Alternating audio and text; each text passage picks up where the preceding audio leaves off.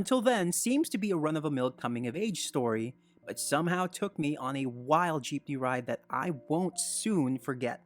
Sure, it's not going to be as action-packed as other games this year, but man is it one hell of an experience. So allow me to sell you on this fantastic game and give you some of my own thoughts on the experience, as there are things that I would have liked to see. Don't worry, I'll be sure to stay away from spoilers, and I hope you find this helpful in deciding to get it for yourself. Until Then is a sort of 2D visual novel experience centered around a young high school boy named Mark. Now, this game was developed by Polychroma Games, a game dev studio based in Manila, Philippines, which is also where the game is set.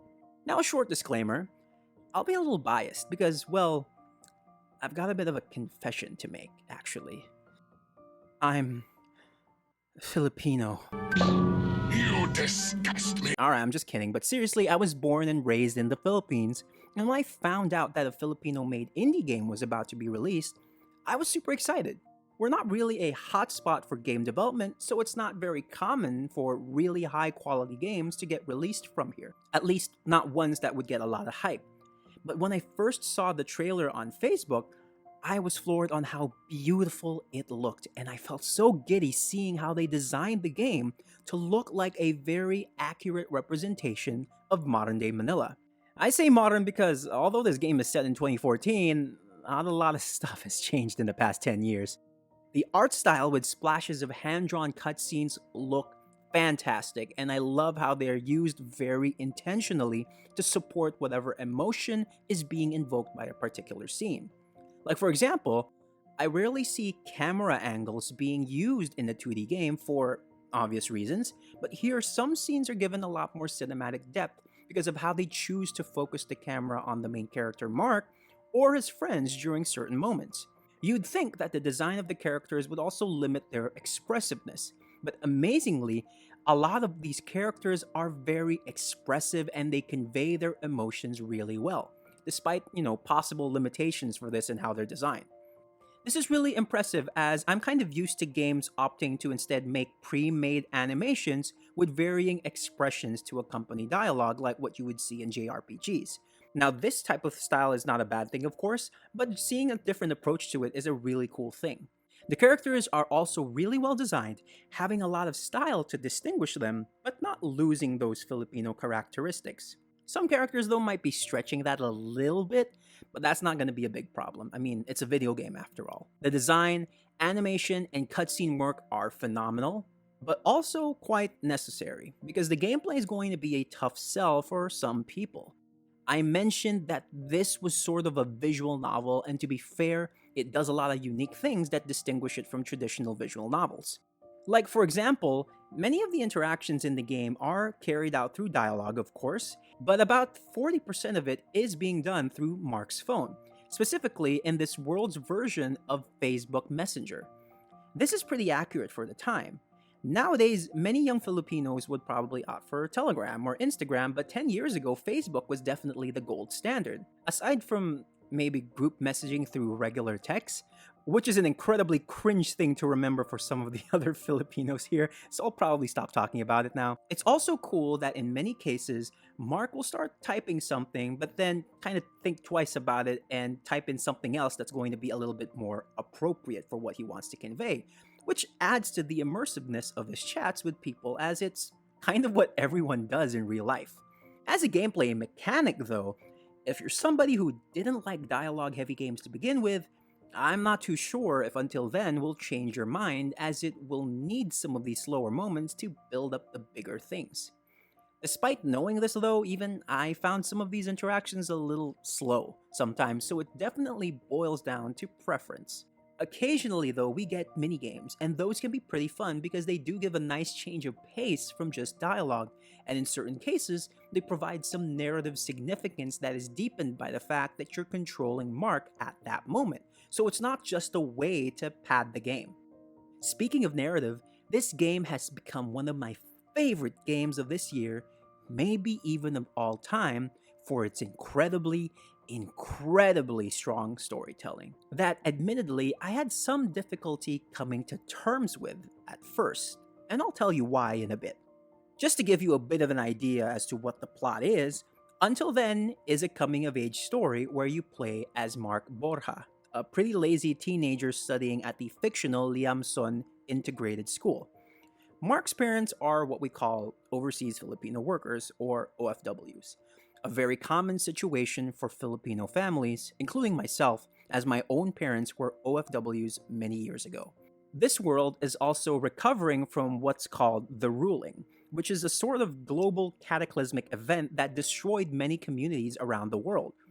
This not only adds a level of mystery to the story regarding the event, but it's also a brilliant way to highlight a common experience of resilience through natural disasters by many Filipinos, considering that we're plagued with destructive typhoons on a yearly basis. In the middle of all this, we have Mark, whose story starts off with him cramming his book report on crime and punishment, and then later meeting or running into a new student called Nicole, who changes up Mark's world as she helps him learn the piano. This becomes an instrumental element of the game in both the score, as the piano instrumental set the tone for a lot of scenes, as well as the narrative, as it does have a significant role for both Mark and Nicole's journey. Now, surrounding Mark and Nicole, we have an amazing cast of friends, family, classmates who are all very likable and also represent very important themes and experiences that are also common to many Filipinos. Now, I won't elaborate any further, but some of the themes that the story does tackle include trauma, resilience, coping with change, moving forward, experiences that are central to stories similar to this, but with that added Filipino flavor. But this is no ordinary coming of age story. Now, I won't spoil any major plot points, but I will say that there's more to this story than meets the eye. The game makes it look like you've tied all loose ends, but then it flips the table and catapults you into crazier twists that you won't ever expect from a slice of life visual novel. Now, it seems like I have nothing but praise, but actually, I admit this was a ride that took a bit of time for me to get into. A lot of what I'll say next are admittedly nitpicks, and don't necessarily detract from the narrative, but I hope you'll hear me out. Since this was a game made by Filipinos, set in the Philippines, I was sort of expecting, well, Filipino localization. I was actually expecting to be able to experience the story for the first time in my native language. But unfortunately, this isn't possible. And if you're a Filipino who's expecting this as well, wala tayong magagawa, my friend. Narratively, many themes in the game are universal, and it does try to add as many cute and funny references to Philippine culture. We've got ukay or thrift shopping. Jollibee is parodied with Angry Me. Filipino memes and inside jokes are scattered throughout the in-game social media and the environment, giving a subtle nod to Filipino players who will get the joke. What you'd likely realize is that I and many Filipino gamers are likely very comfortable with English. So, why the need for the localization? It's simple. Because a lot of the things about Filipino experiences, emotions, humor, I just don't think they can be captured by English alone. It doesn't help that there are certain parts of the dialogue, phrases, figures of speech, some pop culture references that are just not common in the Philippines. The word dingleberry, for example, which is used in the joke in an early interaction, is something I have literally never heard come out of another Filipino's mouth unironically. A point that was brought up by another Filipino writer in an article that I read about the game. Crime and Punishment, although a good book, is also not a common one used for book reports in the Philippines. These are just a couple of examples, but they happen quite often in the story that it kind of takes me away from the immersion from time to time. But do these ruin the narrative? Absolutely not. I want to make that clear. The story is fantastic, and I acknowledge that these are likely deliberate choices to appeal to a more international audience. But considering that many events and scenarios require one to kind of stretch their suspension of disbelief a little bit, it's sometimes a bit difficult to feel like I'm playing a game set in the Philippines, even if it looks like I am. The vibe often felt similar to what I get in an anime like Your Lie in April or a Makoto Shinkai film, which I promise you are compliments in my eyes. But again, I'm thinking maybe I'm just not used to playing a game in my country. I don't know.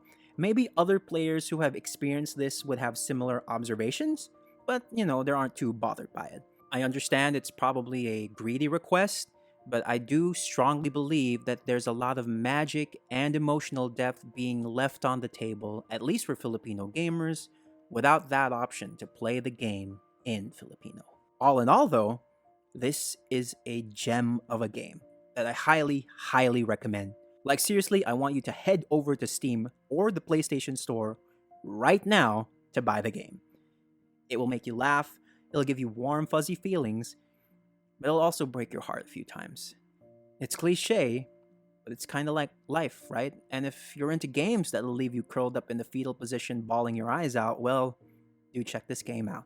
You definitely don't need to be Filipino to appreciate it. And if you're ever curious how life's like here, well, this game's a great start. Just take it with a grain of salt. Overall, I think it's fairly priced, even when it's not on sale, and it's incredibly underrated. I'm not usually one for Filipino pride, but I'm proud to have played such a phenomenal game from my fellow countrymen. And I look forward to seeing what Polychroma Games has in store next. Until then, wink wink, let me know what you guys think of the game. Do you love it? Hate it? You feel like I missed something? Do let me know in the comments. Like and subscribe if you like what you see.